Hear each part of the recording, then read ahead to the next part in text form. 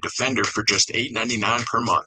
Bold design, unmatched capability, refined British luxury that commands attention. What is happening? What is going on? We got a big one today.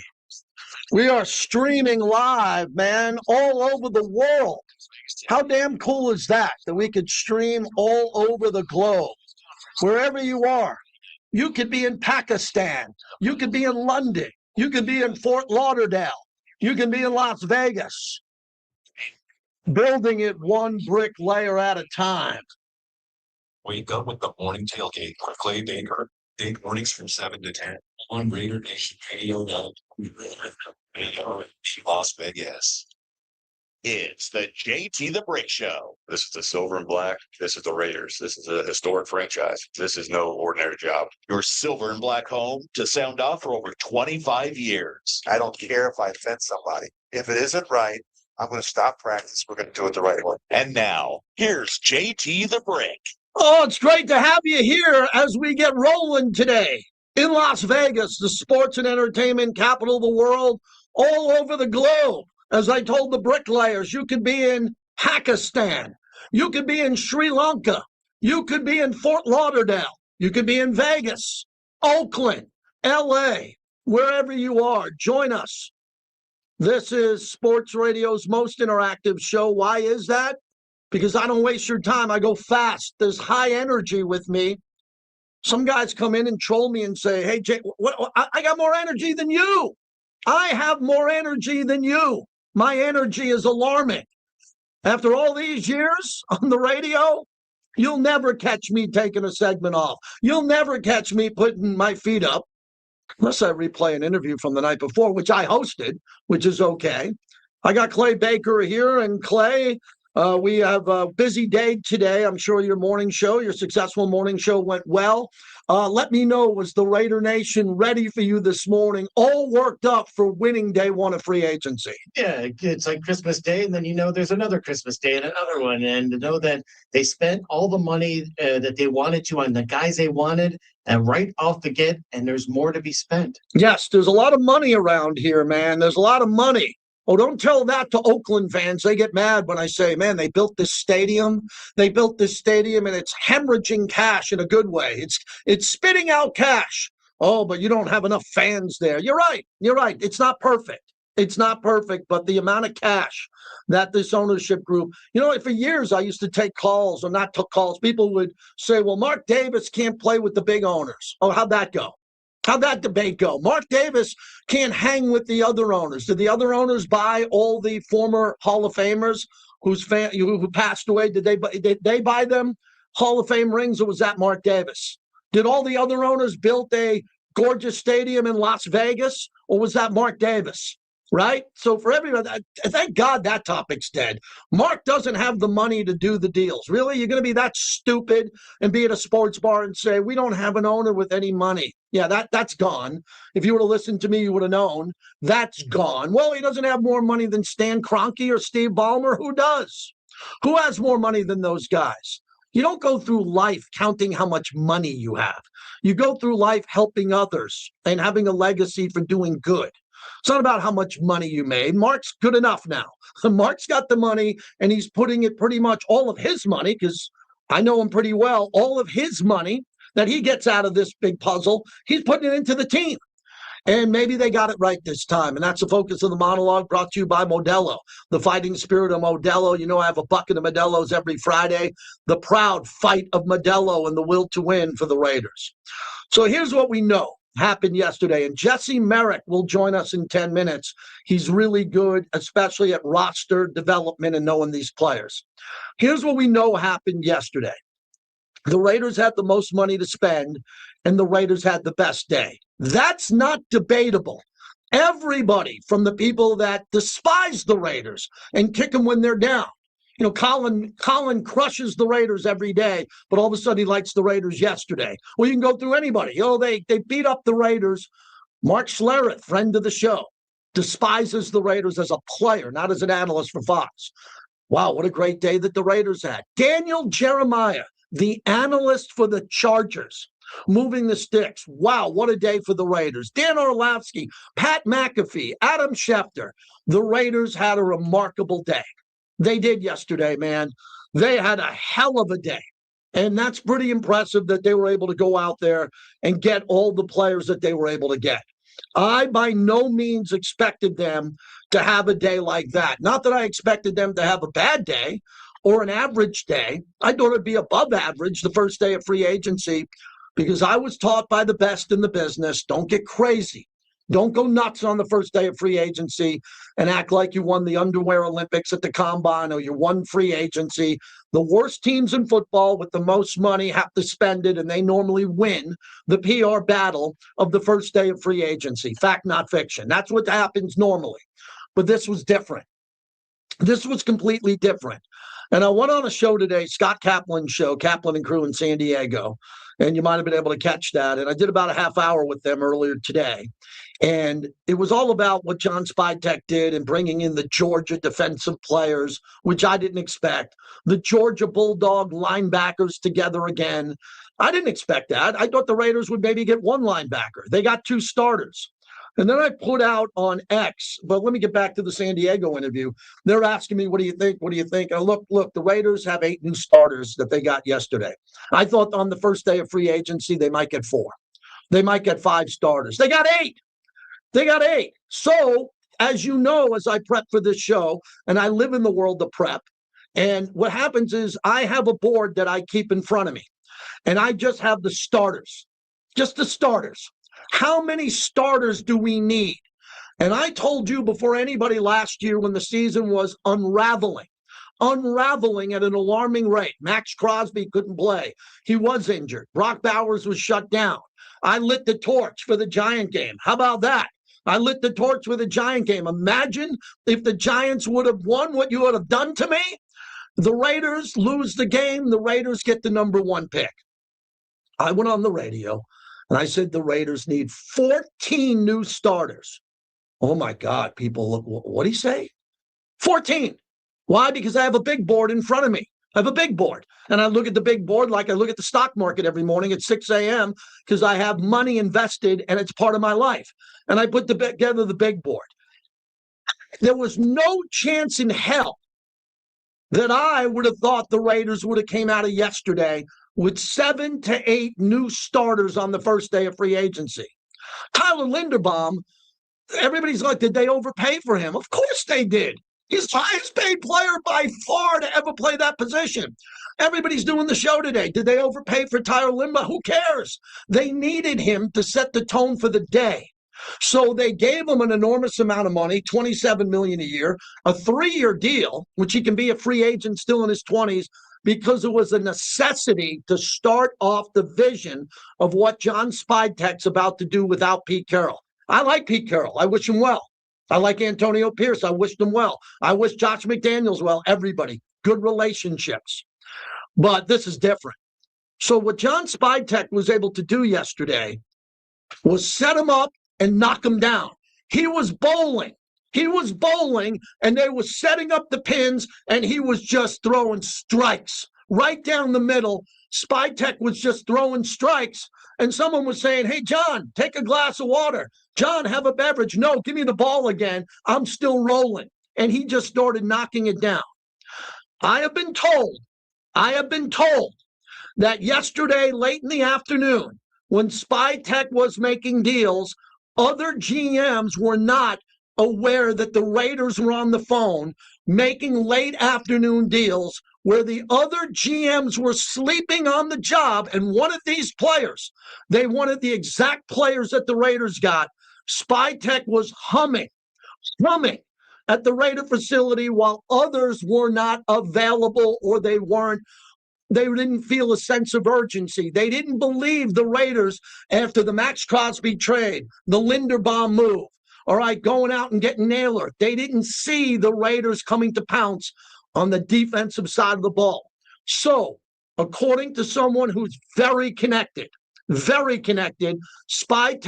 pounced. He pounced on the phones and closed those deals as other GMs. I don't know if they were in the bathroom. I don't know if they were on the phone with their wife. I don't know if they were picking up their kids at school. But Spytek sensed that he could get in on this, and he got the players, and he closed down day one. It was incredible. Now, that's really cool. That's inside baseball. That's what happened. Several established GMs, established in this league, were shocked that the Raiders thought that they had the ability after a busy morning. And this wasn't one morning. They've been working on this for months. But the ability for the Raiders to jump in and go, they think we're done. No, we're not. Let's go get some linebackers.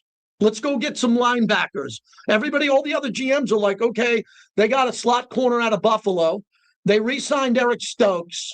They traded Max Crosby. Oh, Malcolm Kuntz. They're probably going to keep Malcolm Kuntz. Okay, the Raiders are good.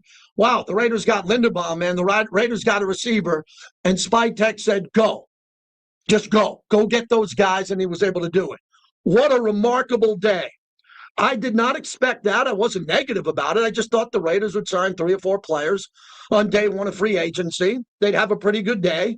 And then the Raiders would reset today and maybe get another player or 2. And then they'd come out of free agency with 4 to 5 starters, maybe even more. But I never thought that they would have this. Not because I didn't think they were good enough to do this. Nothing like that. What blew me away was when the Raiders got Kwity Paye, a former first-round pick. They got Quay Walker from the Packers, Linderbaum, but then they got Nakobe Dean, and they were able to get him from the Eagles. So I called someone from the Eagles. I've been sitting around here for 30 years. I got a Rolodex thick. And I called someone at the Eagles, tell me about the player. He said he's insane. He's one of the best leaders the Eagles had. He could be injury prone because he plays bigger than his size. He's like a human heat-seeking missile. So he does get banged up a lot. We've had that around here. We've had guys who play fast. You know, Jonathan Abram, if you look back at other players who throw their body and helmet into a pile first can tend to get nicked up. We got a cornerback from Buffalo who could get nicked up, but they're healthy now. They're healthy. And you got to assume they're going to be healthy. So the linebackers that were able to come in and what the Raiders were able to do to get Teron Johnson, okay, what they were able to get in a pick swap there. The fact that they were able to go out and get several other players who are starters changes everything for me. You know, I don't think I need to be vindicated. Who the hell cares what I think? But what I told you yesterday, and my son put out the reel on YouTube and on X, is that I don't believe in rebuilding because of what happened yesterday. What happened yesterday gives the Raider Nation the ability to buy season tickets, not sell their season tickets, and go, wow, we got a brand new football team. And we haven't even drafted yet. The draft hasn't begun. I'm focused on one, which is Mendoza. It's a lock. What are the Raiders going to do at 14? What does 14 mean? He must be a starter. Because whoever number 14 is in the first round, if they stay at 14, on the back of the jersey, it should just say Max Crosby pick. Shouldn't even have his name on it because that's going to be the Max Crosby guy. And he's got to be a starter. So that'd be 9 new starters. Oh, I forgot Mendoza. That's 10 new starters. But what about the starters we already have, like JPJ and Colt Miller and Michael Mayer? And, you know, let's just keep going. Ashton Genty. And the receivers that we have, Jack Besh, he's going nowhere. He's the number 2. He was drafted in the 2nd round. So then you add up the current starters that the Raiders have. DJ Glaze or Dylan Parham. I think one of them will move to be a backup, a depth piece, whatever it is. So now I'm not sitting here on draft day going, the Raiders need 3 out of 4 members of a secondary.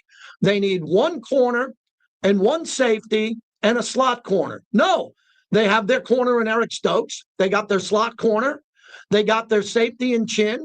Depending on what they want to do with Isaiah Palomalu as a starter or upgrade there, the Raiders have 2 starting linebackers. Oh, my God.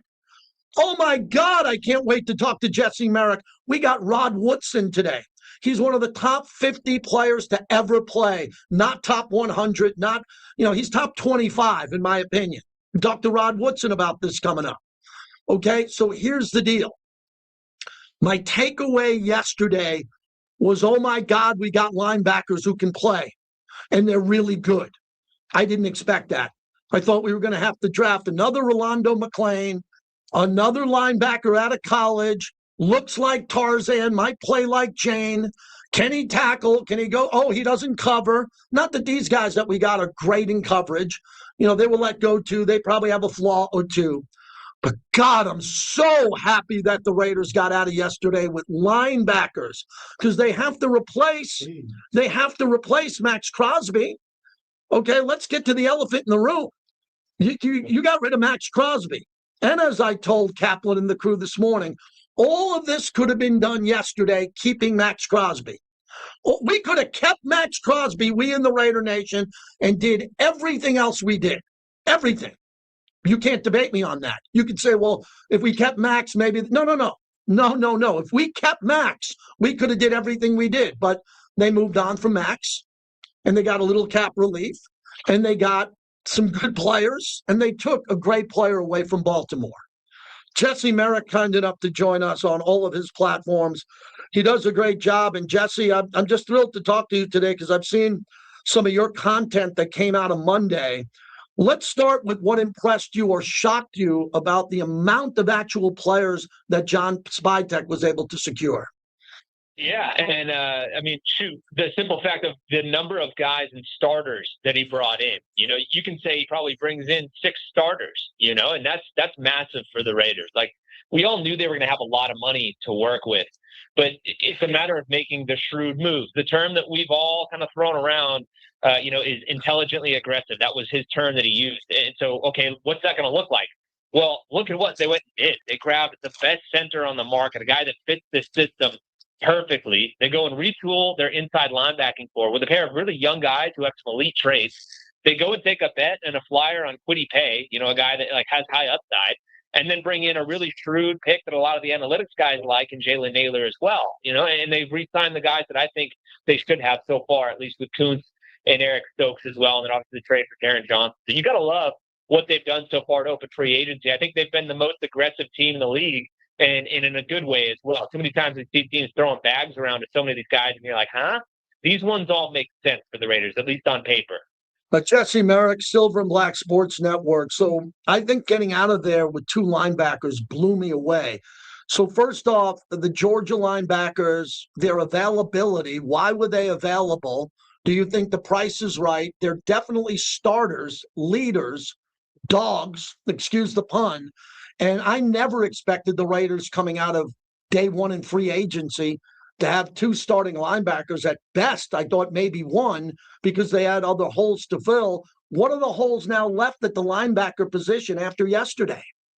Yeah. Look, I'm really impressed with what they were able to do. I'll be honest. I love Nakobe Dean and that signing with Quay Walker. Not fired up about the money that they gave him, but when you watch the tape, the guy's always around the ball. And like it's so tough to overreact to like the number of tackles that they have. Obviously, Devin White, a good example of that.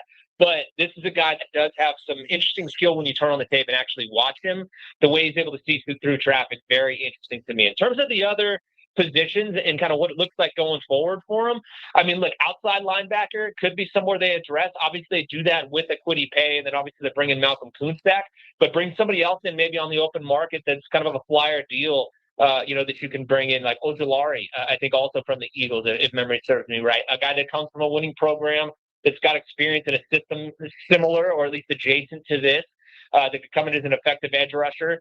I look to the draft too, because there's a lot of really good defensive linemen as a whole in the draft, particularly at nose tackle. Like that's obviously the one big thing that everybody has circled in silver and black right now. That's like, who the heck is going to be the nose tackle in this 3-4 defense? That is the key to really unlocking this defense. And I think it lines up perfectly for the Raiders in the draft because there's so many good, like day 2 and 3 guys that are around like 320, 330 plus that could come in and be those space-eating nose tackles for this team. That's the direction I think they go, because all the guys that are out there right now, even like an Ashawn Robinson, there's some older guys at the nose tackle position. I don't think that's the move on free agency. Maybe they bring one of them in if they can get them for a bargain as like a placeholder, but I like them to go to the draft for D tackle. Also safety as well. This draft is loaded with safeties. I think that's where we see them turn for that position. Yeah, Jesse Merrick is our guest. I agree with you on all that. I think there's going to be high draft picks that have to be starters. You and I go back a while here now. I don't like developmental players. I know they're going to get players that are developed and they're going to try to make the team. And I thought last year, the back end of the draft, there were a lot of reaches for players who aren't there. I'm looking at the first 4 picks, and if they can get 3 out of 4 of them to be starters, Mendoza is obviously one of them. The 14th pick overall, and then the 2 picks after that.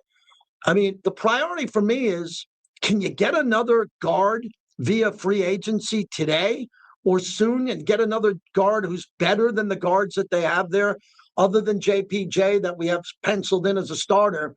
And then what about DJ Glaze on the right side? Is this a done deal because they'll have depth now to compete for right tackle, or do they have to go out and find better personnel to finish up this offensive line? Yeah, that's the $1,000,000 question of how the rest of the things look.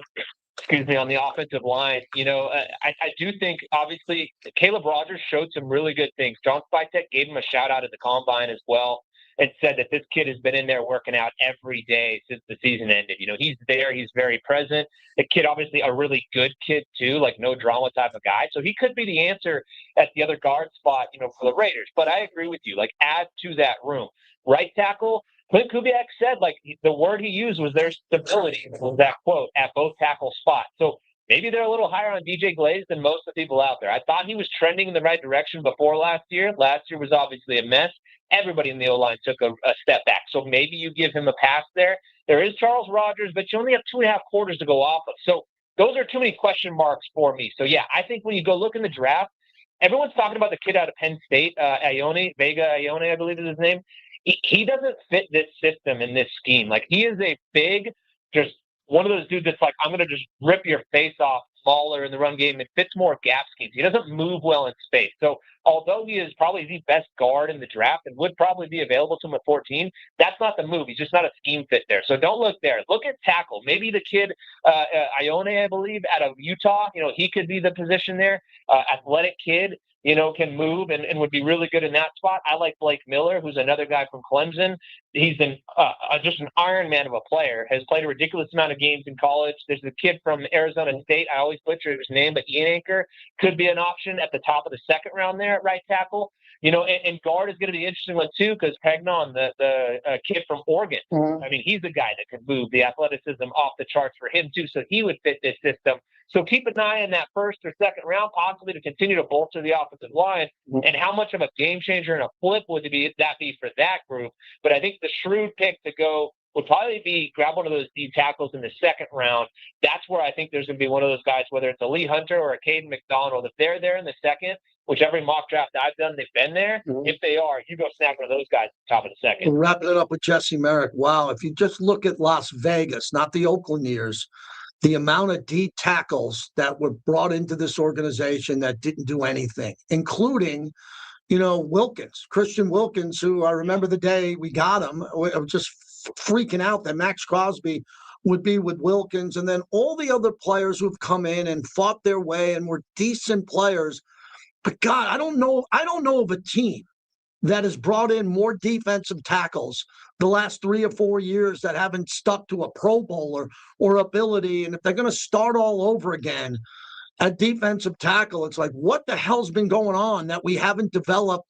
The Raider Nation hasn't developed the defensive tackle here. I agree. If they get another one, it could be just the situation where you're throwing one in there. It could be a J.J. Pegues, Adam Butler type guy, good player, Tonka Hemingway, and hoping that one of them pops. But, man, the Raiders sure have had their chance to do that. I'm really interested, as we wrap it up, with your opinion at corner. Because Eric Stokes bringing him back because they know his DNA and they know him in the locker room. And Max is gone. And Stokes is not going to be Max as a leader, but he's a leader, and he's good.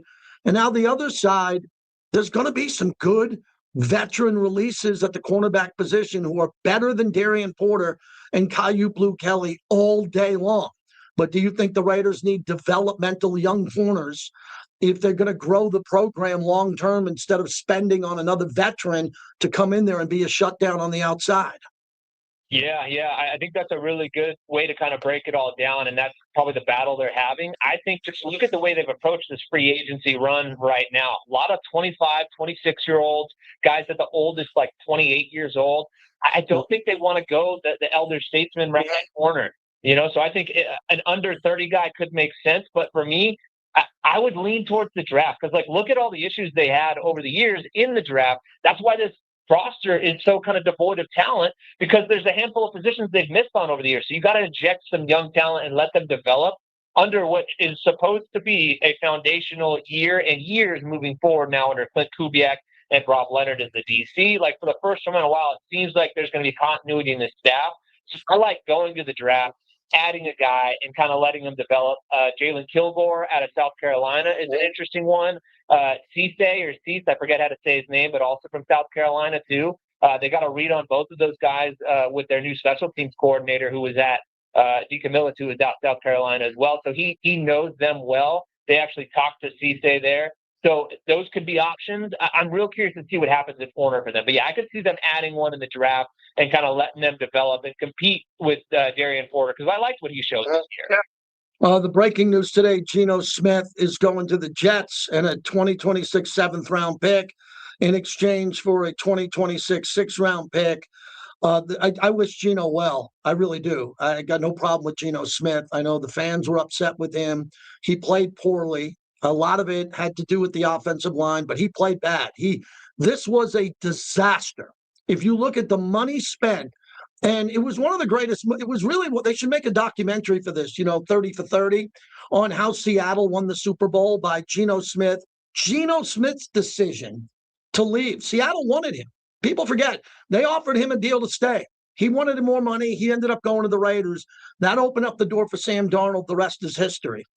Everything that could have went wrong with Geno, from Pete Carroll, his loyalty to him. I had to interview Pete every week. I could not get Coach Carroll in those interviews off of Geno Smith. I'd ask a question on Geno. Is he going to play or not? He looked right through me. I give him respect. He was a Geno guy. And the fact that they didn't bench Geno when he was playing so terribly, the fact of the money that they owed Geno, which is enormous. What a disaster the Geno Smith move was. But I wish him well, and I think he's going to play well for the Jets because I don't think he's done yet as long as they have an offensive line. How do you put a bow on Geno Smith's career with the silver and black? Yeah, no, you said it. I mean, look, not to give the guy a pass, but just bad situation overall. The mismatch with Chip Kelly and the way things were going and just the offensive operation as a whole. Like, it's very clear. Like, Geno's a veteran quarterback. And look how much he was holding on to the ball and the number of interceptions there. Very clearly, like, just didn't have a grasp on the offense, or at least it wasn't being relayed in an effective way to him. You know what I mean? So, like, that to me says, like, just chaos behind the scenes. And obviously we've seen and heard all the reports, and we all know about it now, too, at this point. And then also you pair that with the offensive line and lack of a running game. Like, he was in an impossible situation. Did he help his case out with the fans? No, he did not. But I do think Geno deep down is a good dude. Yes. It's great for him to be able to move forward. Like, I'm excited for him. I would love it to work out there in New York. New York, though, also seems to be a bit of a mess, so it may not. So we'll see what happens out there for him. But, God, that's a guy that I personally am rooting for. I know a lot of fans have some issues with him, but I think he was in a really, really bad situation here, and it was just like the perfect disaster here in Vegas that he also, again, didn't help with his interaction with the fans. But going forward, I'm excited to see what that guy does. And at the end of the day, too, the Raiders get a return in terms of draft pick. It's not going to be a massive difference in terms of the cap hit, but they move up in the draft, get a better draft pick. That's a win in a big way rather than just releasing him, eating that money, and moving on. Now, at least they do get some sort of return for him. So I love it for the Raiders to be able to do that now. Yeah, for what we both do as content providers, it's tough to say goodbye to Max. I mean, yeah. I wanted him to stay. I really believe he should have stayed. I think it could have been Max Crosby involved with all this. Wasn't the case. We both wish him well. Both got a chance to know him. And it's a shame because, God, I wish he would have retired. He probably will retire as a Raider when it's all said and done. But tough to lose Max Crosby. What have you been talking about with your platform and your streams and everything you're doing about the era of Max Crosby as we say goodbye to him this week? Man, yeah, it was a tough one for sure. I mean, that's a guy that I have thoroughly enjoyed covering. I know you and everybody else has, as long as he's been a Raider. I mean, look, Mr. Raider in every which way possible. And I know a lot of fans are kind of mad and hurt, and I get that. But realize what this guy did. When he said he wanted out, he didn't make a massive thing publicly about it and hurt what the return could have been for the Raiders. Like, a lot of the narrative out there was like, okay, yeah, he wants out, but there's a chance he stays and all those things. So the Raiders were able to sit and wait and get a good return for it. he handled this the right way that you could have. Yes, it sucks that he wanted to leave. And yes, all of those things, it sucks. But he helped them out and wanted to make sure they got the return that they did. And they got it. Again, the 14th pick overall is massive. And in terms of Max, like, look, the way that guy played on a daily basis, the motor, what he brought to the table, like unmatched. And one thing I'll never forget about Max is the first thing I always think about when I think of Max Crosby was, and this for Michael Mayer, that first, practice for Michael Mayer as a pro in pad. Max Crosby, quote, baptized him in the words of Josh McDaniels. And Max Jesse, your phone's breaking up there. Your phone just broke up there at the end. It sounded like a stream that was going down, but I wanted to hear that final point there. Let's try one more time, Clay. Jess, you got us? Yeah. Go ahead. I got you. You guys got me? Yeah.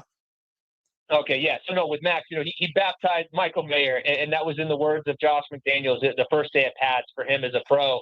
And, I remember Eddie Pascal and I used to work for the Raiders. We were doing the training camp podcast, and, we were talking about it on there. And Max is a guy that watches all media. He consumes a lot of it. And we DM'd back and forth after the fact because he heard us talking about it. And I was like, man, that was crazy. He goes, wait till you see what I do tomorrow. Then the next day he comes out, does the same thing to somebody else. I forget who it was.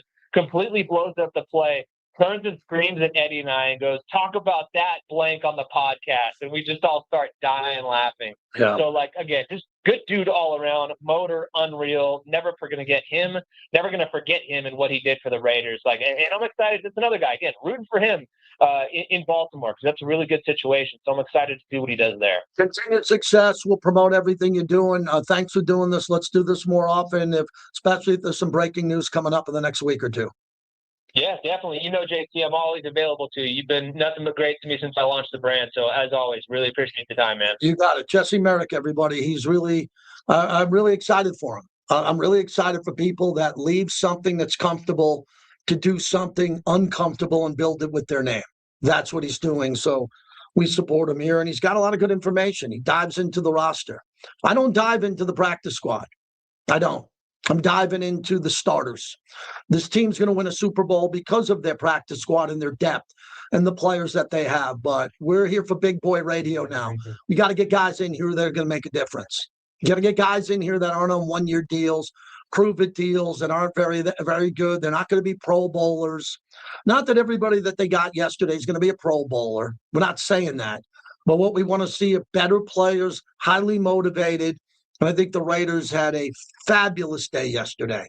And I was taught from the best to don't get too excited about opening day of free agency, especially from the teams that have the most money and had the toughest year. That's case in point, the Raiders. They had a terrible season. They had more money than everybody else. They got more picks. They're supposed to do good. Let's cut to the chase. They're supposed to have some good days here, considering what it's looked like. But yesterday was fabulous because we got players that I didn't expect the Raiders would get. A starting slot corner who's better than Nate Hobbs, who was released today, better. And two linebackers, and they retained Eric Stokes. And everybody's looking at getting a center, which is great too. 702-365-9200. We're brought to you by Finley Volvo, Las Vegas. You're on the 215, you're heading to the Strip. From Summerlin area, it's on the right side. You're coming out of the Strip. It's right across from UFC on the left side. Get off at Rainbow, pull into Finley Volvo. You'll see one of the greatest showrooms you've ever seen. All their SUVs, their crossovers, their electric vehicles. They got it all. And arguably the safest car on the road.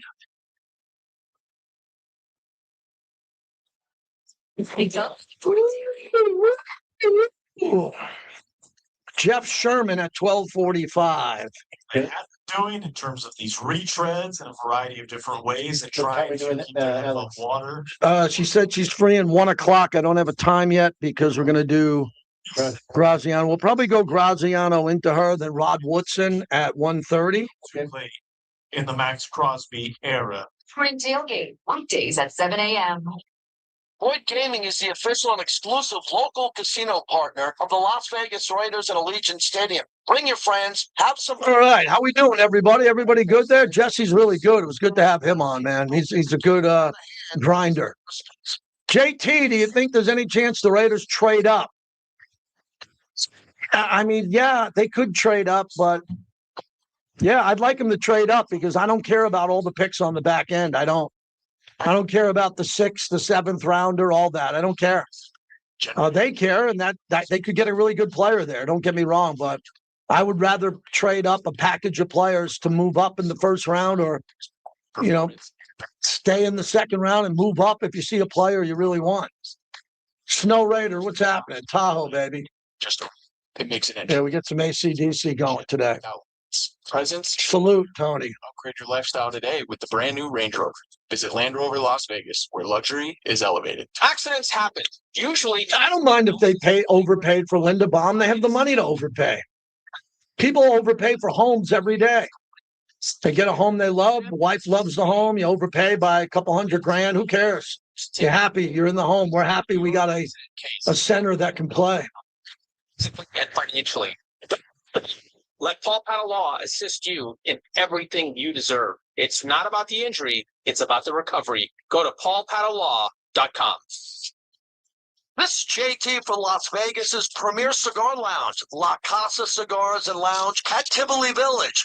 You're going to be blown away like I was when I stepped into their walk-in humidor. Over 500 cigar labels to choose from. Plus, they feature one of the largest whiskey, scotch, and bourbon selections anywhere in the valley, with live local entertainment 7 nights a week. Great place to watch football games. Check it out at lacasacigars.com. If it's for the truck, give us a call. We got it. For the Truck is your premier truck shop. Our suspension experts will take you right to the next level. Steps, bumpers, suspensions, tires, covers.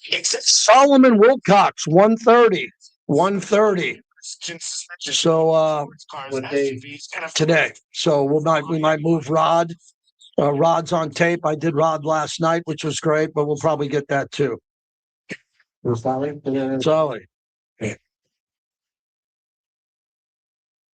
Power Shift by NV Energy is all about taking savings to the next level. Check it out. These products and services save energy and money. There are discounts and rebates on energy-efficient devices and free smart thermostats. Take savings to the next level at nvenergy.com/powershift. You had? Okay, thanks. I got it. Did everybody watch the WBC last night? Judge homering again. God, that Dominican team looks unbelievable. And Ohtani looks amazing. It's going to be some great baseball the next couple of nights.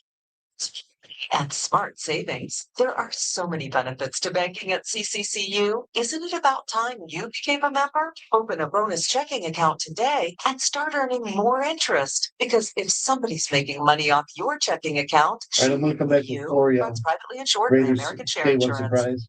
The Vegas Golden Knights are rolling through another epic season.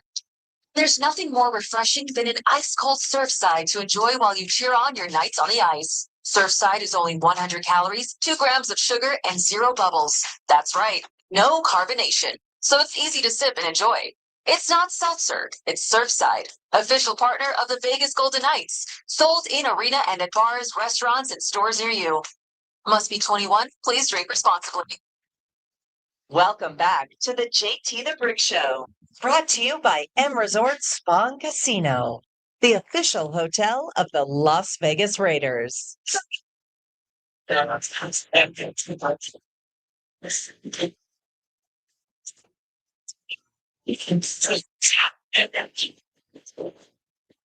dust is settled on the first day of free agency. The biggest surprise, the Raiders paying so much money to Ravens center Tyler Linderbaum. Not that he doesn't deserve it, but $27 million a year when the market was $18 million a year at the center position. That's a 50% bump.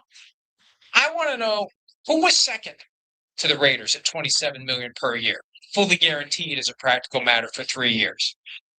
Was somebody at $26 million, 25, 24?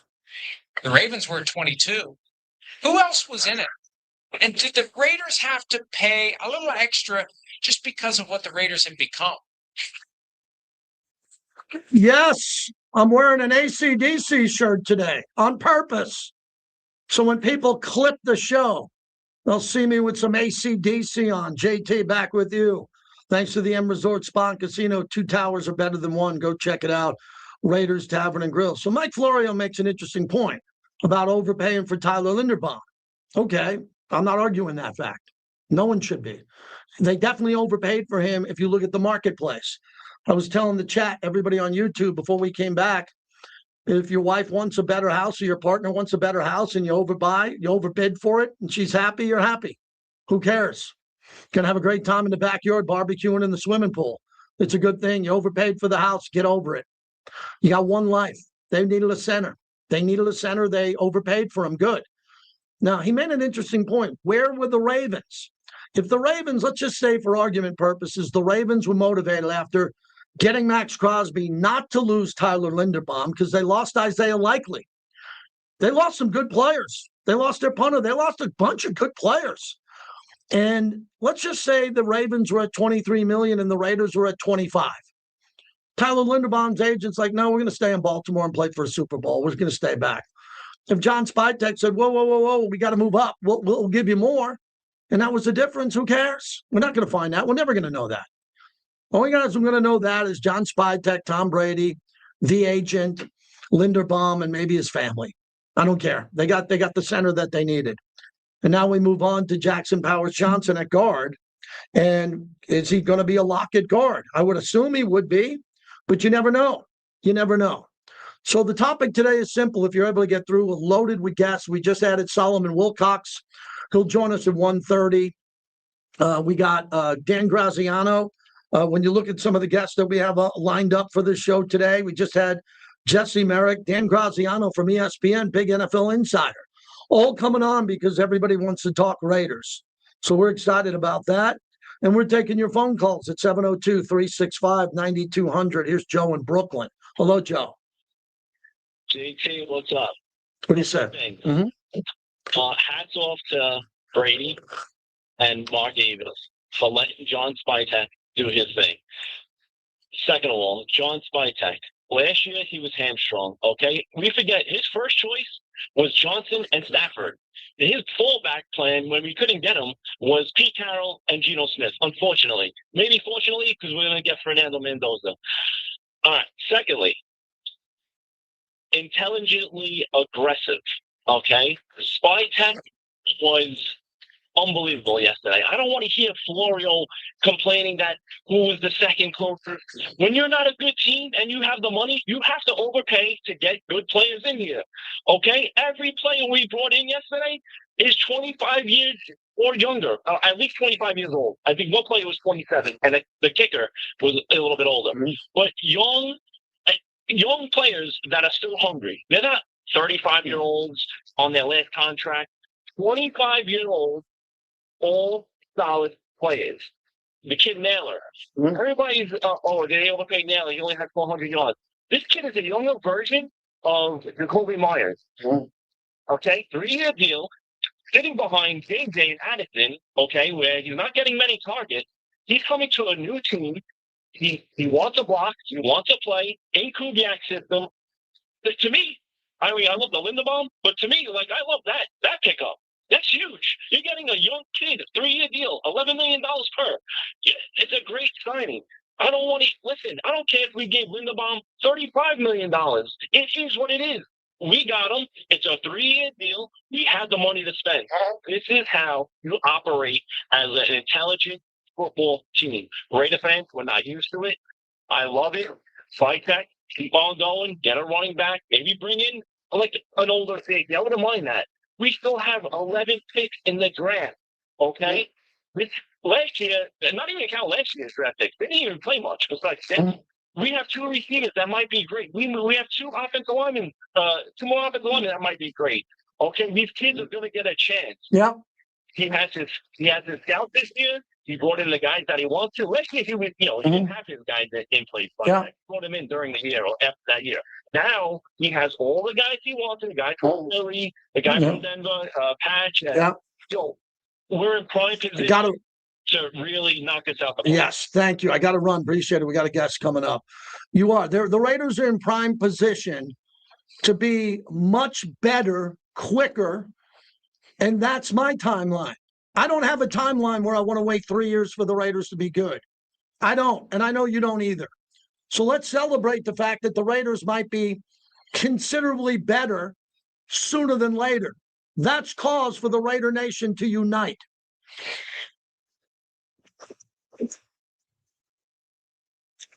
Be right there, everybody. Got to get some water. I need to hydrate, right, Big D? Need to hydrate. Rooms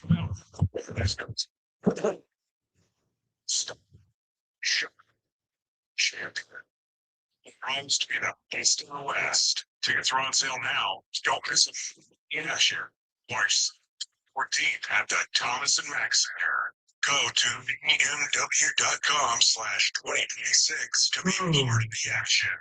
This is John Barr, General Manager at Finley Toyota. Been thinking about getting a new truck? Now's the time. Got huge incentives on the powerful Toyota Tundra and Tacoma. These trucks are built to handle anything you throw at them. With these deals, they're more affordable than ever. But these offers won't last. Come see us at Finley Toyota before they're gone. Make sure you drive off in the truck you've always wanted at the price you deserve. Finley Toyota is Nevada's #1 selling dealership at the Valley Auto Mall in Henderson. One moment can turn life upside down. Your comeback starts with the right content that came out on Monday. Let's start with what he does a great job in Jesse, player away from Baltimore. We never back down. We never give up. We're the Castro brothers, and we have your back. What does 14 mean? He must be a starter. At DeCastroverde Law, the brothers have your back. BrothersWin.com. Do you have sweet cravings? Zippy's has the answer with monthly specials at their bakery. This month only, Zippy's Bakery is featuring special items like the blueberry cream cheese coffee cake square, chocolate long john, and 8-inch Lilikoi chiffon cake makes a comeback with that sweet Lilikoi filling. Just order and pay online or through the Zippy's app. Zippy's, celebrating 60 years of serving Hawaii's comfort foods. Now, 4 locations. Royal Cross. Jeff Sherman, ready to roll? Yeah. Yep. Plumbing prices that break the bank. What's going on, everybody? We'll get Jeff Sherman over at the Westgate. Get some gambling odds going. Do a little gambling talk because we are in Vegas. We are in Vegas, so we will talk gaming, sports gambling. Peter full special for only $26. Visit us at 365 Plumbing and Well, I don't know why you have to say Lamar's injury would make the Ravens 5-12. We don't predict injuries on this show. We don't predict injuries. Show. Modelo Especial is rich, flavored Pilsner style lager. Delivering a crisp, refreshing taste. Hey, I need everybody to hit the like button, please, and subscribe. We've kind of been stuck in the mud with our total number here. Got to get another 1,000 or 2 to get to 10,000, which I'd be really happy with, and that'll be a good number. And I don't give a crap about after that. I'm not looking for 200,000 subscribers, but we want to get to 10 to 20 to 50. I got guys who are out of work that got 50,000 YouTube subscribers. I got guys who don't have radio shows that have 100,000 subscribers because they do this full time. I don't do this full time on YouTube. I just do it 2 hours a day, and it's just a recap of the show. So we want to grow this thing, and it's not going to grow unless we get new audience and new people in here. So please help us out along the way. Well, you didn't predict anything, but you mentioned a Lamar injury that would make him 5-12. I'll stand by what I said. There was no need for you to put that up there because, if he doesn't get injured, they're not going 5-12. All right, we have Jeff.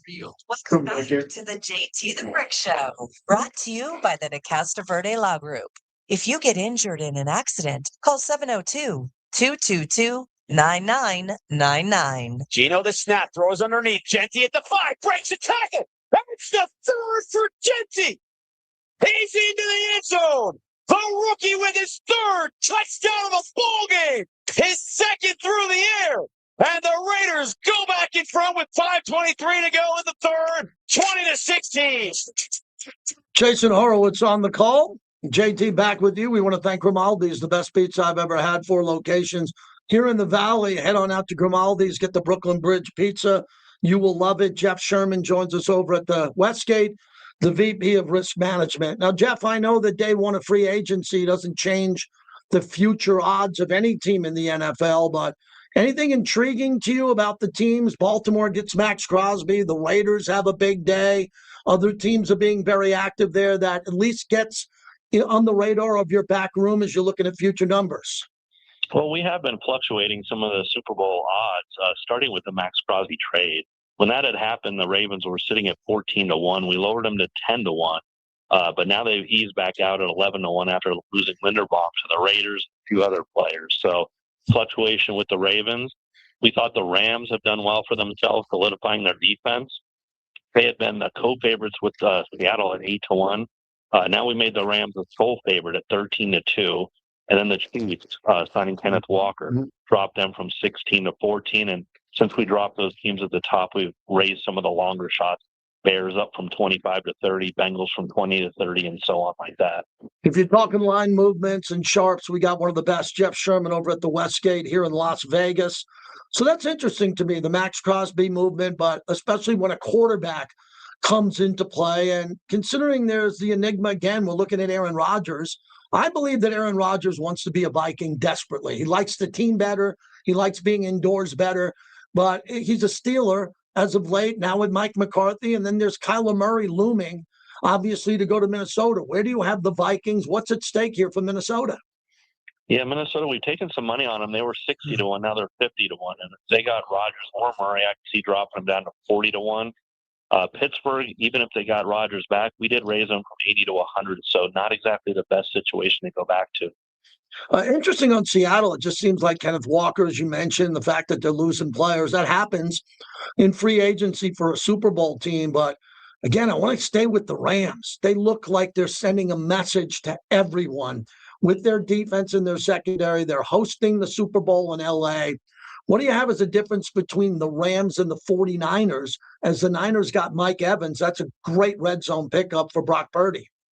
Yeah, we didn't alter the 49ers. They're still at 18-1, so a large gap. And if you look at the division odds, we adjusted that to the Rams plus 140, Seattle plus 160. And the Niners are still a distant third. So just like you mentioned, right now it looks like the Rams got better than they did last year. And last year we did have them most of the season power rated number one. Jeff Sherman's our guest. How's the WBC handle the 5-0 lead for the United States? And then Mexico comes back and makes it a game late. The Dominican Republic, Venezuela, some of the teams that are playing well. Do you sense in Las Vegas and especially at the Westgate that more and more people are interested in gambling on the WBC? So far, not much, but I expect that to change when we get to the knockout rounds, when you have just the top teams playing each other. You know, some of the spreads on these games are 9.5 runs, things like that. Kind of turns the public off. So been a bit minimal, but when we get to the top teams playing each other, we'll see it pick up considerably. As we move to the NBA, my Knicks lost back-to-back to the Lakers and the Clippers, and they look like frauds to me again. My team that I'm hoping wins the championship or gets closer, they look like frauds. And then I see Oklahoma City, and they're running into some really good teams in Denver, Oklahoma City, and especially Jason Tatum coming back from Boston. Navigate the NBA future odds for a championship. What's moving? Well, you know, your Knicks are the one now, and we called that before the season when they hired Mike Brown. We didn't like that one. I know you and I were on the same page there. But if you look at the Celtics, they've been a big mover lately. They're down to 5-1 for the title, plus 175 to win the East. So with Tatum back and showing some positive signs, they've really separated themselves. Spurs has been a big mover too. They're down to 6-1, third favorites for the title. Denver out to 8-1. So as those other teams have moved up, Denver's position has dropped. Very interesting to see what's going on with Tatum overall. And do you see the Spurs as the team that can win in a 7-game series against OKC? Does it look like that's the collision course? Because, Jeff, I've been watching Luka a lot the last couple of weeks. He doesn't play any defense at all, any defense. And I know you're always taking Laker money. Yeah, well, we take Laker money, but I've got the Lakers out to 100-1 right now. Yeah. You can look at, there's 9 teams that are 35-1 or less. Realistically, the title can come from there. And after Houston at 35, it goes all the way out to 100 with the Lakers. And they're betting the Lakers, but they're going to be an underdog in the first round series at one of these top seeds. So if you parlay that money line out, it's going to be some big numbers. Betting the Lakers like Tiger Woods a few years ago. Speaking of golf, I like the way Morikawa is playing a lot. And especially with the Masters looming here, Rory McIlroy and the potential at the Players. I love the Players. I believe it should be the 5th major. Rory's won it. Tiger's won it. Tiger not playing, but overall, Scotty Scheffler winning the tournament. Who do you like coming in here? Who's moving up? Who are you taking bets on? Maybe a long shot somewhere in the middle and a favorite. Yeah, we got Scheffler as a favorite. He opened 5-1. We took some decent money on him to get him down to 9-2. McIlroy is co-second favorites. You know, he's dealing with a back injury, so he's 18-1, which is a little bit higher than you'd expect to see. He's with Morikawa at 18-1. One of the golfers I played, Siwoo Kim at 30. He's pretty much 20 on the market. I do like Hideki Matsuyama at 40-1. He's pretty much 30 out there. He's got a good history there too. And with this tournament being so big, we've got some interesting props. Number of balls hitting the water on the 17th hole. You can bet over under 49.5 balls during the tournament. And a hole in one on 17 pays plus 175. 175 plus 175. Finally, I know a couple of your teammates over there at the Westgate, and you guys do an unbelievable job. What is it like, March Madness wise, compared to all the work you do all year? Vegas is the March Madness capital of the world for obvious reasons. How much work do you have to put in the lead up to Selection Sunday? Take us behind the scenes. Yeah, starting Sunday, we'll start getting everything ready, and we do a lot of prop position and specific props for the games. And then you get through the week, and you know, just like you mentioned, the energy in the books is better than being at the game themselves. You get to watch all the games at once. So outside Super Bowl, this is our biggest weekend stretch of the year. You got it. Great job as always, Jeff. Appreciate your time. Okay, thanks, JT. Jeff Sherman, VP of Risk Management over at the Westgate. No matter where you're listening, if you want an experience second to none when it goes into a sports book, if you want to feel like a pro, if you want to feel like old Vegas and what it was like for Billy Walters or the legends to come in and place a bet, you got to make the Westgate a stop. If you just saw the Elvis movie that just came out, epic. It was filmed at the International, which is now the Westgate, and they got the Elvis statue when you walk in. Great property. It's where I always watch the Masters with my buddies coming up here. That hour flew by. We're going to have to thread the needle in hour number 2. We have Dan Graziano, who's going to join us. Happy birthday to Rod Woodson. Rod Woodson, the Hall of Famer. Alex Eshelman and Solomon Wilcox. How about that for a radio show? Just for 2 hours a day. No need to do more. I love what I do here every day, and I bring the passion and energy on the flagship of the Raiders, Raider Nation Radio. Yeah, take the show, huh? What's the Max up about Thursday, live from the Thomas and Mack. You doing that tomorrow? Okay. I'm doing that Thursday. Thursday. Modelo is an official. You want me to send me the interview? Yes, yes, please. And I'm going to take Sherman too. I got a 4-hour Mad Dog tonight. They moved me up to 6 to 10. Ouch. Going on with Grant Napier at 3:00 in Sacramento. Grant Napier. God, did he get screwed? Did he get screwed? They put him on the bench for years. Good guy. Did he get screwed over? And he came through it. My favorite pizza in Vegas. We at Grimaldi's to get the famous New York style coal fire oven pizza. Grimaldi's has 4 locations in the Vegas Valley, or check them out online at GrimaldiPizzeria.com. In Nevada, anything that goes into the storm drain goes directly to the local waterways. Nevada's lakes and rivers. Nevada is the driest state in the nation. We must work together to preserve our limited water resources for future generations of Nevadans. Here's some water. What's going on in the chat?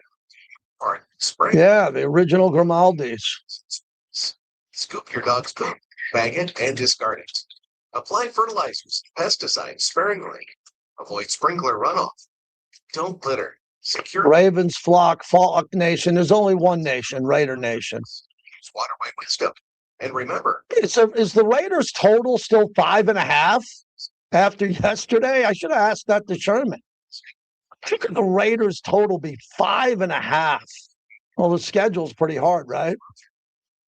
Transportation, area cooperation, Nevada Broadcasters Association, and this station. This Lotus Cares message is brought to you by Subaru of Las Vegas. March celebrates Women's History Month and International Women's Day, celebrating achievements, promoting gender equality, and supporting organizations. All right, we got Dan Graziano, Now, hashtag History Month. This Lotus Cares message is brought to you by Subaru. Waiting on some news today. Rashid Shaheed staying with the Seahawks. I thought that was a lock. I thought he was 100% or 95% coming to the Raiders.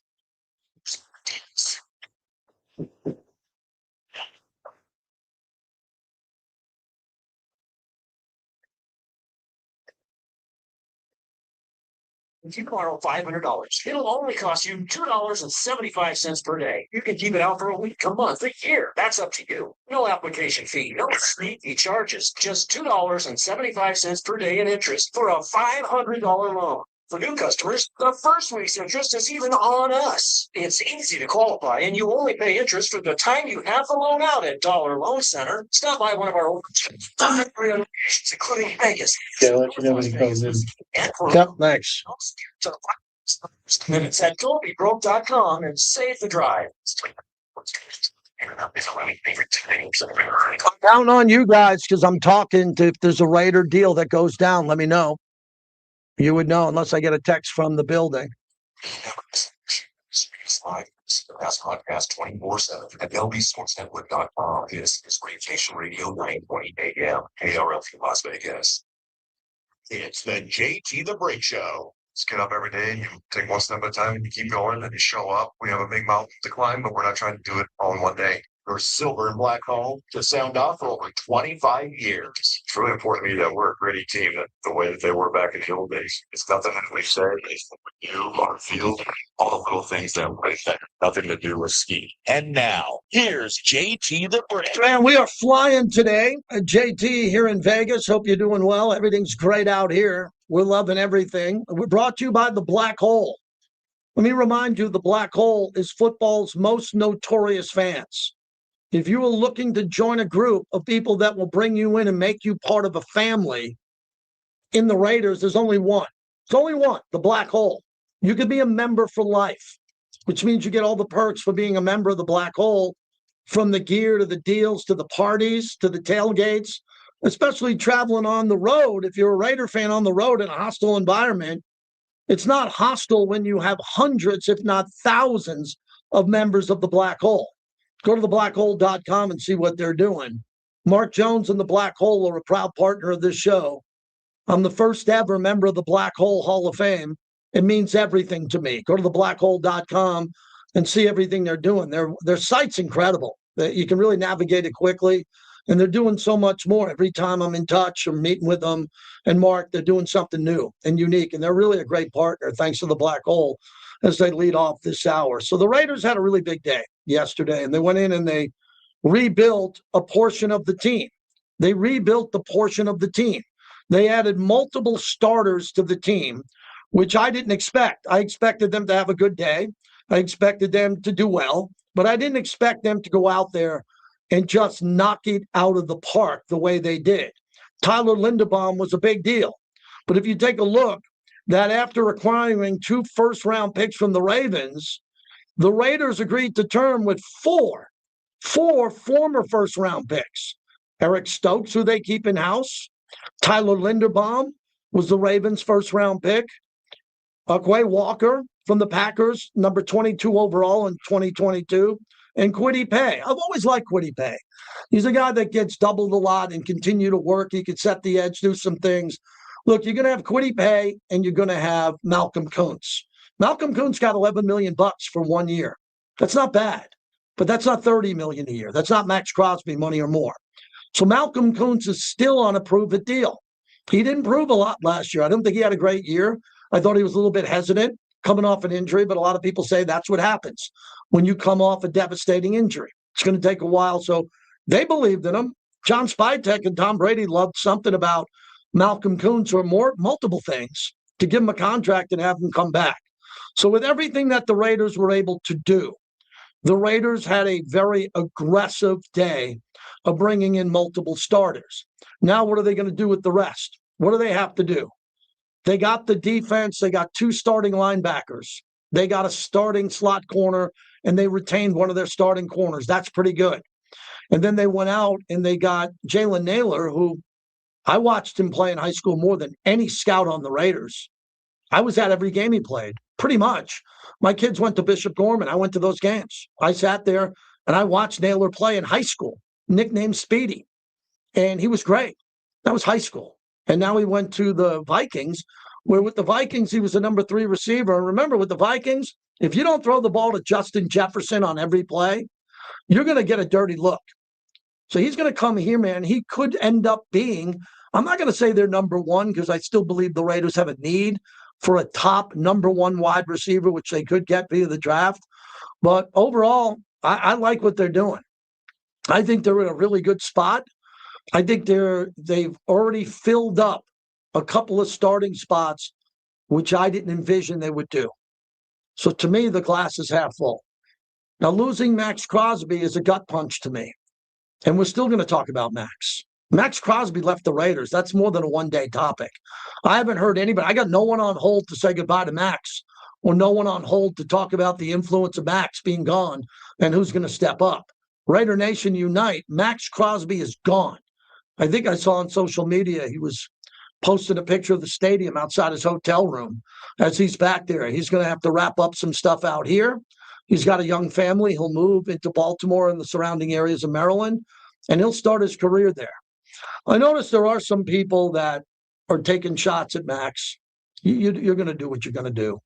The cowards and the trolls who are anonymous will always remain anonymous. The people that I saw at the Commitment to Excellence dinner that lined up to get a picture with Max, a lot of us in the building that night, 2 Fridays ago, had an idea that Max could leave. When I was sitting down next to him throughout the night, you don't think it crossed the back of my mind that he could leave? I didn't want him to leave. We touched on it lightly, but he kept it close to the vest. And not a lot of people knew what he was doing. His agent did most of the back channeling. And John Spidek knew that he would rather be moved. Yes, Max Crosby wanted to go play for a contender. Max Crosby has the right at this stage in his career to at least be open to that. And the Raiders accommodated and got 2 first-round picks out of it. I'm not thrilled about, the first-round picks are great. If Baltimore has a bad season, which we kind of hope they do, so the Raiders pick next year is between, say, 15, Clay, and what, 20? Right? If that first-round pick next year is between 15 and 20, you're good with that? Mm-hmm. That's about right. If it's 28, it's like having a second-round pick for Max Crosby. It's not enough. Yeah, need something a little lower, but things can happen. And don't forget, that's a tough division that nobody just runs away with it. It's often a 500 division, even for the leader. Yeah, it is. That's a great point you make. That's an unbelievable point that Clay made. In that division, anything can happen. It just seems like every year it's going to be Baltimore and the Steelers. One of them's going to win 10, the other's going to win 11. And then Cincinnati, I think, is at an impasse now with Trey Hendrickson being gone, and the fact that that offense is the offense is really good with T. Higgins and Jamar Chase and Joe Burrow. But you would think they need an offensive lineman or two, too, to protect Burrow. Yeah, they still need that. They've never figured that out, but their defense can't get off the field. So I think there's one more instance in which you can see the Ravens, they may have a topsy-turvy year because there's so much pressure for them to win the Super Bowl. Yep, and Clay, I just sent you Graziano's number. He's ready to go as we get rolling here, and we'll get him up here very quickly there. And we're ready to go here. So 702-365-9200 if you want to get in, and if you want to talk about this team and the improvements yesterday. John Spidek is getting a tremendous amount of respect around the league for the way he handled the era of Pete Carroll and how he's handled so far this offseason. And I think that's really important when you take a look at what's going to happen with him long term. But John Spidek now, this is his draft. Not saying that it wasn't his draft. They made good decisions. Some of the draft picks last year were not able to play. They weren't able to get on the field. They weren't able to play. So now the draft picks from last year are still in play, but it's about this class and how strong it is. Dan Graziano is one of the premier NFL insiders. It's always great when we can talk to him, and he joins us here. Dan, let's begin big picture. I saw you tweet out, good time for the interior offensive line, several of them, but Tyler Linderbaum getting that big payday from the Raiders. Your thoughts? Every free agent guard and center for the rest of time is going to have like a little statue of Tyler Linderbaum in their house. That doesn't blow the market away to that extent. It's really it's a number of things. One, it's a testament to what can happen if you're a real free agent, right? If there's no such thing as the franchise tag or the 5th-year option, and there's no restrictions on what you can go do on the open market. And two, obviously, the dedication the Raiders have to making sure that the transition to the NFL is as smooth as possible for, we assume, Fernando Mendoza, and trying to build as strong a team as they can around him. It's a remarkable deal. We've seen a couple other guards do very well on the market this year. There's a lot of teams, good teams, contending teams that still need help at those positions. So yes, I think it's a very good year to be playing guard or center and hitting the free agent market. And on the side of the Ravens, bringing in Max Crosby, but losing Isaiah Likely and Linderbaum and the players that they lost to John Harbaugh, the Giants. Look at this whole thing overall for the Ravens. And there's a lot of hype and talk about what this does for the pressure on Lamar, but you got Max Crosby in as a closer in all those fourth quarter games. Right, but they still need a couple of starting guards and a new starting center. Crosby can't help there. So, it's a great move to get Max Crosby. Obviously, you guys know he's a difference-making player, but the Ravens have other work to do, and yesterday was a tough day for them. They lost a lot of guys that have been key contributors for them. So they're going to have to retool. They'll do fine. It's just the one thing that's weird is we're used to the Ravens front office, being able to solve problems, know what they're doing. They usually have the draft pick. And right now, to not have their first-round pick puts the Ravens in a very unfamiliar situation. So they're going to have to be, pretty sharp in this next, second and third wave of free agency comes. Dan Graziano's our guest. Can you assess the players lost from Seattle and how that affects the Rams as the Rams are loading up their defensive secondary? It looks to me that the Rams are better than Seattle on paper, but the games aren't played on paper. Are you surprised what Seattle lost before they played their first game again, raising the banner in front of the 12s? They knew it was going to be tough to keep some of these guys. And, they weren't going to go to $14.5 million a year to keep Kenneth Walker. And, I think they were very happy to get Rashid Shaheed back because he was such a key for them down the stretch in terms of as a receiver and on special teams. I think they knew there was going to be some sort of Super Bowl tax to pay, right? Like some of the, Ken Walker might have got a much bigger deal as a result of the playoff run than he otherwise would have gotten. So they'll take that trade any day of the week. They got the Super Bowl banner they'll hang up, and they'll wish Walker well. They'll have to get somebody at running back because Charbonnet doesn't look like he'll be back, to start the season, given when his injury was.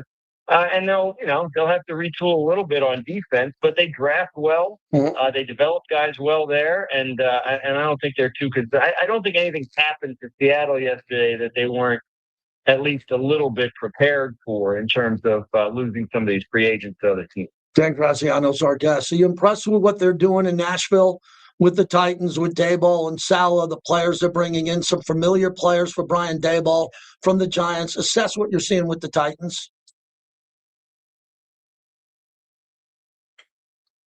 Did we lose him? I think we might have lost him. So I'll pick it up with assess. Dan, you there? I think we lost him. Let's try it back. Dan Graziano joining us from ESPN. I thought the Titans did well. Wan'Dale Robinson, a 4-year, $78 million deal as he comes over to play wide receiver there. So, Dan, you were going to assess what you think of the Titans in their overall offseason so far. Yeah, sorry about the hiccup there with no the problem. cell phone. Look, the familiar players thing, it got a little funny yesterday. Like, it seemed like everybody they were signing had either played for Robert Saleh with the Jets or for Brian Daboll with the Giants. There's something to be said for that. Like, that level of familiarity, you know what kind of player you're getting. You also know what the player can and can't do. So you're less likely to put him in a role or a situation that asks more of him than he can get. And that's oftentimes a big problem in free agency is teams bringing in players and then asking them to do stuff they didn't do in their previous spots. So I think the familiarity is good. Look, they were in on Tyler Linderbaum, so I think that they were hoping to get him to pivot at center. But building a team around last year's first-round pick, Cam Ward, that they feel can be a competitive team that can put him in a position to succeed sooner rather than later. it was a strong day for them yesterday, and I think he'll certainly benefit. Dan, as we wrap it up, you've been a veteran of covering Aaron Rodgers, man. How many hits have you done in your career, just in the offseason, on what Aaron Rodgers is going to do in the waiting game and his comments and who he goes on with and the cryptic messages? We are out here again, assuming he's back with the Steelers, but my gut tells me he'd love to be a Viking before Kyler Murray. Yeah, I think so. Look, the Vikings played around with that idea last summer, and I think there were some people in the organization that were for it and some that weren't. So I think it very quickly got to a point where, like, hey, if we're not all aligned on this, then we need to table it, and that's what they did. So I would say that's likely the same situation this year. That if everybody in the building isn't for it, then they probably look at other ideas. I also think, Price is right on Kyler Murray. They're going to be able to get him on a minimum salary deal. And that doesn't lock them into anything. It doesn't force them to give up on J.J. McCarthy. Kyler, you would think, would beat him out, but if you only have him for 1 year on a minimum salary deal, you're not telling McCarthy it's over. You're telling McCarthy, here's some stuff you got to work on. And by the way, you might be a backup for a little while you do. May be a beneficial thing to J.J. McCarthy, and the Vikings are still invested in finding out if he can be what they thought he was going to be. So I think a veteran on a cheap deal who, is coming off his own sort of injury-plagued season where he didn't finish the season as a Cardinal starter, I think that's probably what the Vikings are looking for, rather than, you bring in Aaron Rodgers, you're pretty much telling J.J. McCarthy he's not playing this year. Dan, last one. I appreciate your time. Just your theory on teams that have to spend money, like the Titans and the Raiders, and they win the first day or the second day because they do it smart or they do it. And then the other teams like Howie Roseman and John Schneider and some of the other guys that have been there around the block, and they're focused on the draft, and they'll do a little bit of trades or free agency, but they don't go overboard. What have you learned over doing this for decades? The value of continuity in a leadership position. The Raiders and the Titans have changed general managers, 4 or 5 times over the last 5 or 6 years each. Whereas Howie Roseman's been in Philadelphia forever. John Schneider's been in Seattle forever. Like there's a consistency to the organizational philosophy and the way that they act and the way that they operate. And I think that bears itself out over time as a benefit when you talk about the way they draft, the way they develop, the way they hire coaches, et cetera, et cetera. And I think when you have these teams that constantly change every 1, 2, 3 years, it's very difficult to establish that. And that gets reflected in a situation where, we got to spend big in free agency because the roster is not what we want it to be, because we either haven't drafted well or we've changed the plan every 15 months or whatever. And so there's guys have been drafted that don't fit what we want to do now. So I think it's the value of continuity in the decision-making position, general manager, head coach specifically. That's where you see that's where you really do see the successful teams shine.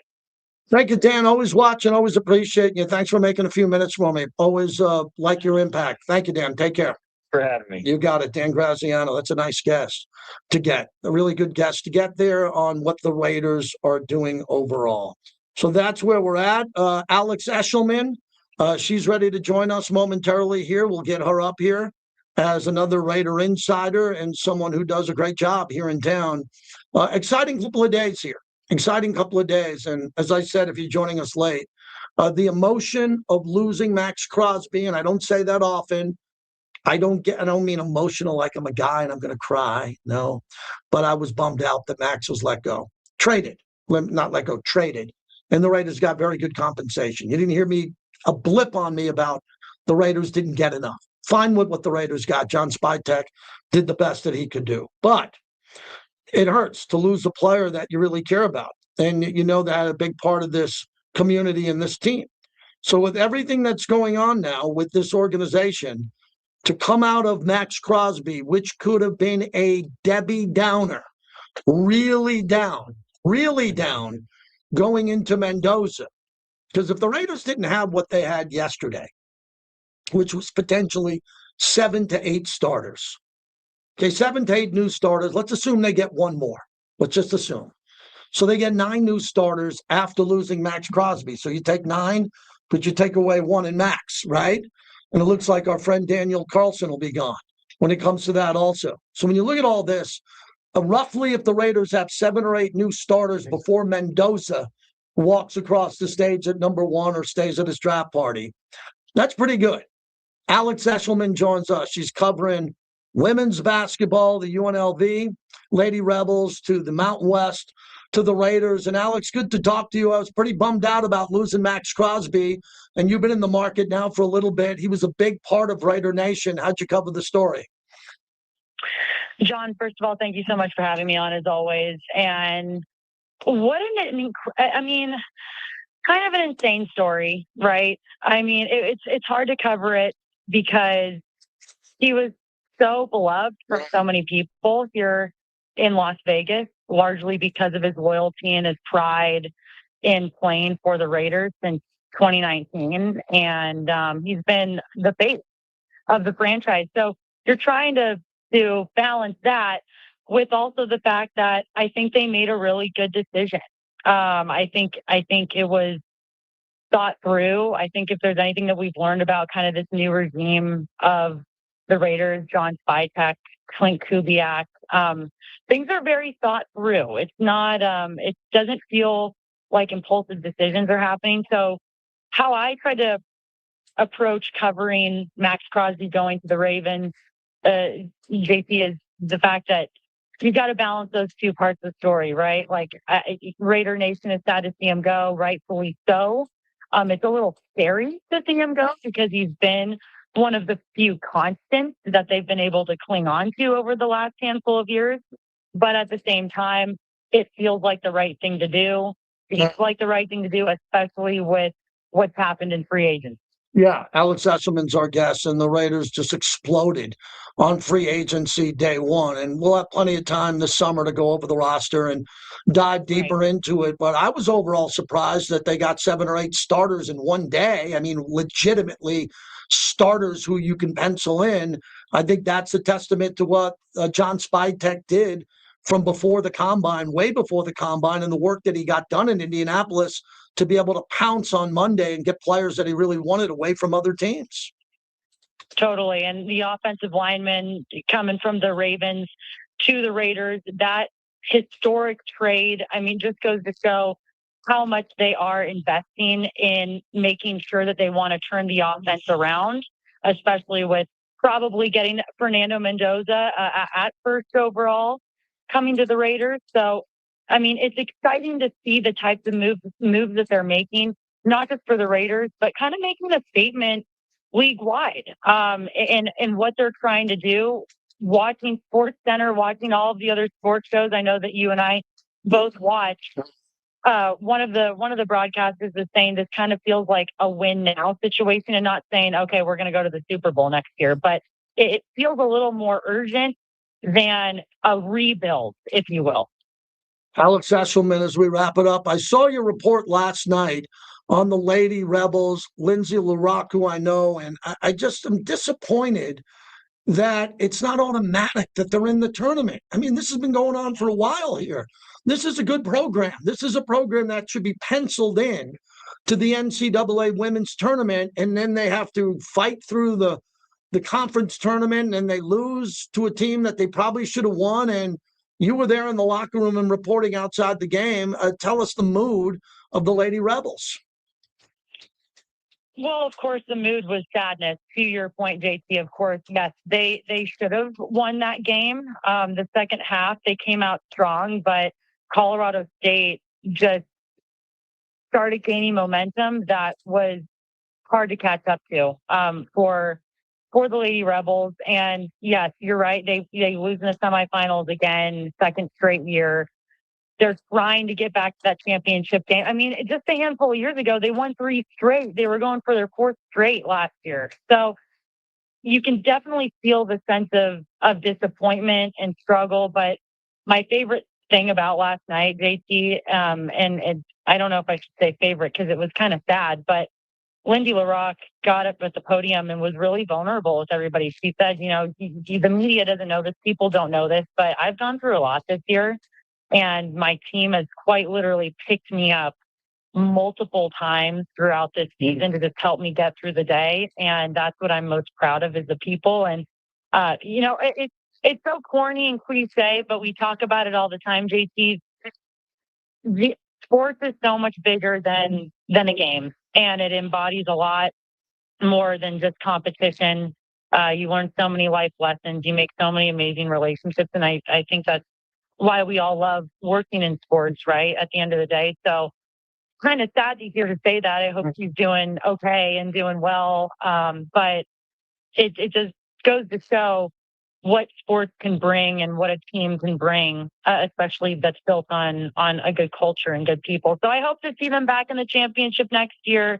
They hope to see themselves in postseason play. And now we're on to watching the Runner Rebels coming up here in the tournament. Yeah, I'm hosting the show there Thursday. I'll be at the Thomas and Mack. And look, Josh Pastner's tried. I mean, this is year one. I don't count this year. It wasn't his players. He's drafting players.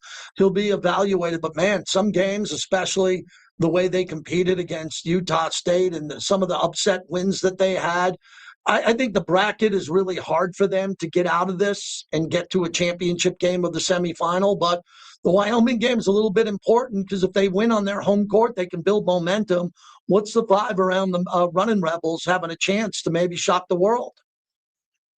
The vibe to me, JT, is, well, first of all, to your point, yes, it has been a roller coaster of a season. I mean, the Running Rebels have been a roller coaster in general the last handful of years. And this season is no different in that sense. However, I will say in recently speaking with Coach Pastner, you can, and I said this in a report, what was it, last week or 2 weeks ago, his energy, he's always very passionate in every press conference. You can guarantee that. But something, I don't know, it just felt like something turned a corner a little bit where it was, that passion was a little more, I don't want to say positive because he's always, showing his players tough love and being very honest and pushing them to be their best. But he did feel more positive in the sense that he felt like his team was making some serious progress. And that's kind of what you want in February. Now, of course, it's March. So, I think they have a good chance at winning tomorrow. They're the first game off the top, the men's side of the tournament at noon. And I know you'll be there. I'm going to be there. And I think that Coach Pastner's first season, you can chalk it up to, I'm not going to say a huge win, but I think it's a win. I think he's going to keep building momentum here. I agree 100%. I don't think it's any win for the season if you lose in the first round in the play-in game in your conference tournament at home. I don't think that's anything, but there's a big picture to this that is brewing with him, and I wish him well. I'll see you down at the Thomas and Mack. Thanks for a few minutes as always. Thank you, JT. Always an honor to be on your show. Yeah, it's a pleasure to have you, Alex Eshelman. We appreciate her. Thanks to the bricklayers who joined us. That's an hour and 37 minutes live on video on our stream, and we got another half hour coming up here, radio only. Solomon Wilcox will join us coming up from NFL Radio here on the other side, and he's really sharp. And I've talked to him as long as anybody I've ever talked to in my career. From Radio Row, Super Bowl, to breaking news in the NFL, he'll have a lot to say about the Raiders coming up here. I can promise you on that. He'll have a lot to say, which will be great, and we're excited about that.